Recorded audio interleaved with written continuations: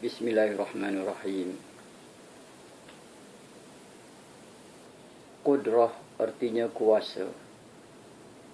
Qudrah Tuhan memberi bekas pada mengadakan dan meniadakan tiap-tiap suatu.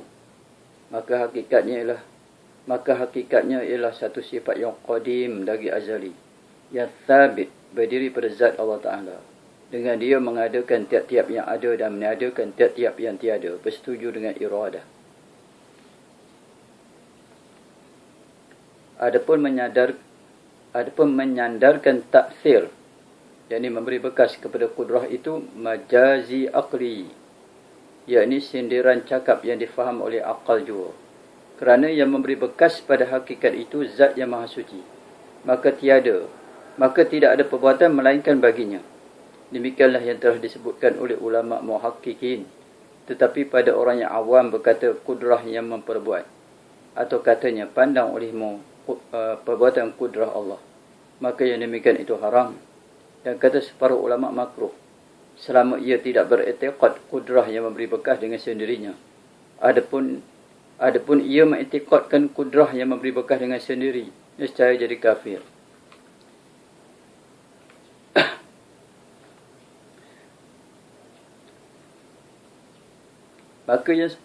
Maka yang sebenarnya ialah Tuhan yang bersifat kudrah, mempunyai kebesaran dan pemerintahan yang meliputi dan sekalian makhluk dalam genggamannya, yang bersendiri mengadakan apa-apa kehendaknya yang tiada dapat dikirakan.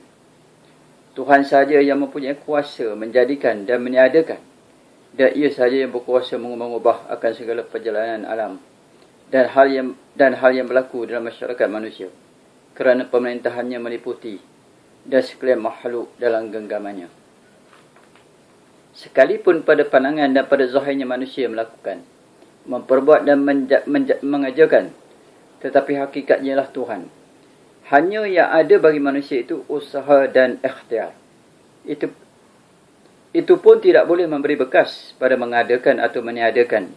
Hanya usaha dan ikhtiar itu pihak madkhal juga, yakni jalan pada menjayakan sesuatu. Misalnya seperti putus sesuatu benda, maka jalan hendak putus benda itu mesti dengan dipotongkan. Maka bukan perbuatan potong itu memberi bekas pada memutuskan. Bahkan sebenarnya yang memutuskan itu ialah Tuhan. Atau dengan ibarat lain, diumpamakan manusia itu seperti qalam. Maka berjalanlah kalam itu pada menulis sesuatu huruf, suatu kalimah dengan mengikut kehendak si penulis. Yang demikian jadilah pada zahirnya kalam yang menulis. Adapun hakikatnya ialah mengikut kehendak tangan si penulis. Adapun hakikatnya ialah mengikut kehendak tangan si penulis. Artinya penulis hakiki ialah Allah Ta'ala. Maka i'tiqad dan kepercayaan manusia dalam perkara ini berbagai-bagai fikiran dan pahaman. Seterusnya membawa berbagai-bagai kepercayaan dan i'tiqad. Maka dengan sebab itu dinyatakan di sini tiga macam i'tiqad atau kepercayaan. I'tiqad qadariyah. Perkataan qadariyah itu nisbah kepada kudrah. Maksudnya barang siapa beriktikad segala perbuatan yang dilakukan manusia itu sama ada baik atau jahat, semuanya terbit dari usaha dan ikhtiar manusia itu sendiri, sedikit pun tidak bersangkut paut dengan kuasa Tuhan lagi, maka i'tiqad itu dinamakan i'tiqad qadariyah. Yang demikian nyatalah fahaman i'tiqad qadariyah itu, iaitu manusia sendiri memberi bekas pada segala perbuatannya, tetapi dengan kudrah yang dijadikan oleh Allah pada manusia. I'tiqad ini didapati menyalahi dengan hal kejadian manusia pada setiap masa, kerana terlalu banyak kehendak manusia tidak tercapai dan selalu terbantut. Kiranya manusia ada kuasa yang bersendirian, dan secara tidak ada siapa manusia yang mau hidup dalam sansara. Hidup miskin, sakit, tiada maju, bahkan semuanya hendak hidup senang lenang, kaya raya. Maka nyatalah fikiran dan fahaman mazhab qadariyah ini melampaui sepadan, seolah-olah tidak kenalkan kudrah Tuhan. Maka mazhab ini hukumnya fasik. Ada juga ulama mengatakan kafir, tetapi yang muktamad tidak kafir, kerana fahamannya itu mengadakan yang tiada. Berkata mereka itu ada memberi bekas kudrah hamba, padahal kudrah hamba tidak boleh memberi bekas sama sekali. Yang kedua, i'tiqad jabariyah.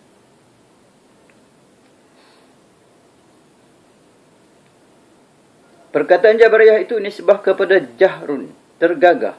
Maksudnya barang siapa beriktikad bahawa manusia dan makhluk bergantung pada qada dan qadar semata-mata, tidak ada baginya ikhtiar atau boleh memilih sama sekali, maka iktikadnya itu dinamakan iktikad Jabariyah. Artinya perbuatan baik dan jahat yang dilakukan dalam dunia ini bukan kehendak sendiri, bahkan terpaksa menjalankan dengan kehendak dan kuasa Tuhan semata-mata. Sesungguhnya iktikad ini mengiktikadkan hamba itu digagahi Allah semata-mata pada segala perbuatannya, sama ada yang disengaja ataupun tidak. Jadilah manusia itu sama seperti pucuk ruh yang ditiup angin. Tiada baginya kekuasaan ikhtiar dan usaha sama sekali. Maka i'tiqad ini membawa kepada tidak berguna syurga, neraka, Rasul, Al-Quran, kitab-kitab Allah Ta'ala yang lalu. Agama dan segala undang-undang semuanya tidak ada faedah. Yang demikian itu salah dan sesat. Tiada bersetuju dengan akal, adat dan agama. Hukumnya fasik. Tetapi tidak ada ulama yang mengatakan kafir. Kerana fahaman itu menidakkan barang yang ada. Yakni berkata mereka itu tidak ada usaha.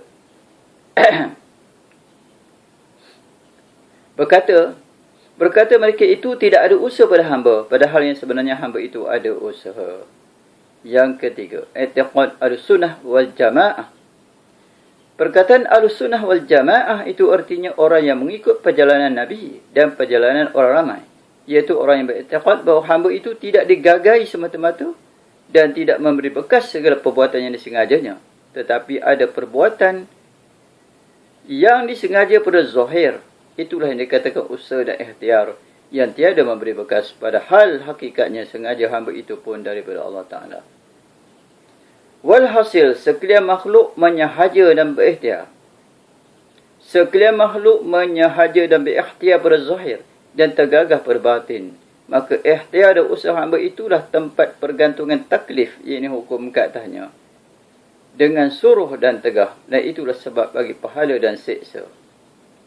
Maka nyatalah i'tiqad al-sunnah wal jamaah itu i'tiqad pertengahan dan kepercayaan yang sederhana. Kerana i'tiqad Jabariyah dan Qadariyah semuanya melebih-lebih sangat. Maka dihukumkan i'tiqad al-sunnah wal jamaah dengan sebenar-benar dan pertengahan. Kerana ia mengadakan perkara yang ada dan meniadakan perkara yang tiada. Berkata al-sunnah, pada hamba itu ada usaha. Kerana sebenarnya ada usaha pada hamba. Dan mereka itu menidakkan hamba itu tergagas semata-mata. Kerana sebenarnya jua hamba itu tidak tergagas semata-mata. Dan sebab dihukumkan i'tiqad al-sunnah itu pertengahan. Kerana ia tidak sangat kendur berjela-jela seperti Jabariyah. Dan tidak tegang berdentin-dentin seperti Qadariyah. Maka yang sebaik-baik perkara itu ialah yang pertengahan. Sebagaimana tersebutlah hadis khairul umuri awsatuha. Artinya sebaik-baik perkara itu yang pertengahan. Maka fikiran-fikiran orang Islam dalam perkara tersebut telah didapati kebanyakan mereka itu mengikut fahaman Jabariyah. Sekalipun mereka tidak mengaku pada zahirnya. Tetapi gerak-geri dan tutur katanya menunjukkan demikian itu. Dalil bagi menguatkan kenyataan ini ialah diambil daripada percakapan orang Islam. Tak kala ditanya seseorang, Kenapa awak tak naik haji? Dijawabnya belum ada seru. Kalau ditanya apa sebab si fulan itu bercerai, maka dijawabnya sudah takdir. Kemudian apabila ditanya apa sebab nakal jahat dan tak maju, maka dia jawabnya sudah nasib dan sudah bahagiannya. Maka percakapan ini dengan terang bersetuju dengan pegangan Jabariyah. Maka perkataan yang seperti ini terlalu bahaya kerana ia telah mengumpat Allah dan telah berani menyalahkan Tuhan. Dan ia menyangka seolah-olah Tuhanlah yang menyebabkan dia jadi sengsara. Yang demikian sangatlah salah. Kerana firman Tuhan, Ma asabaka min hasanatin famin Allah, wa ma asabaka min sayyiatin famin nafsik. Artinya, apa yang mengenai engkau daripada kebajikan, maka iaitu dari Allah. Dan apa yang mengenai engkau dari kejahatan, maka iaitu daripada engkau sendiri.